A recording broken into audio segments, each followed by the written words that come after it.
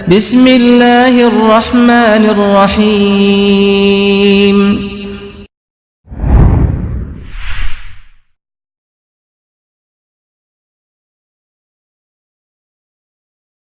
اسی طریقے سے ایک دوسری نیکی جو رمضان کے مہینے میں خصوصیت کے ساتھ انجام دینی ہے، روزے کے علاوہ قرآن کی تلاوت ہے.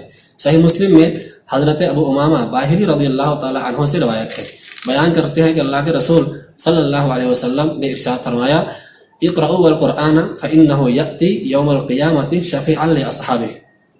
تم قرآن کو پڑھا کرو، اس لیے کہ قرآن اپنے پڑھنے والے شخص کے بارے میں قیامت کے دن سفارش کرے گا. امام احمد نے اپنی مسند میں ایک روایت ذکر کی ہے، اللہ کے رسول صلی اللہ علیہ وسلم بیان کرتے ہیں کہ قیامت کے دن روزہ اور قرآن یہ اللہ تعالیٰ کے جناب میں آئیں گے، اور روزہ کہے گا کہ رب العالمین یہ تیرا فلاں بندہ ہے، وہ دن بھر بھوکا اور پیاسا رہا اور اس نے روزہ رکھا، تو اس کے حق میں میری سفارش قبول فرما. پھر قرآن آئے گا، اللہ سے کہے گا رب العالمین اس نے دنیا میں قرآن کی تلاوت کی، رات کو یہ قیام کرتا تھا اور اس میں قرآن کی تلاوت کرتا تھا، لہٰذا تو اس کے حق میں میری سفارش قبول فرما. اللہ کے رسول نے ارشاد فرمایا فیشفعان، ان دونوں کی سفارش کو اللہ تعالیٰ قبول کر لے گا. اللہ کے یہاں کوئی آدمی ایسے ہی کھڑے رہ کر اللہ سے گفتگو نہیں کر سکتا. اللہ نے فرمایا لا یتکلمون الا من اذن له الرحمن، کہ قیامت کے دن رحمان کی اجازت کے بغیر کوئی اللہ رحمان سے کلام نہیں کر سکے گا. جس کو اجازت ملے گی بات کرنے کی وہ اللہ سے گفتگو کرے گا. ایسے ہی قیامت کا جو منظر نامہ ہے وہ انتہائی بھیانک اور خطرناک ہوگا.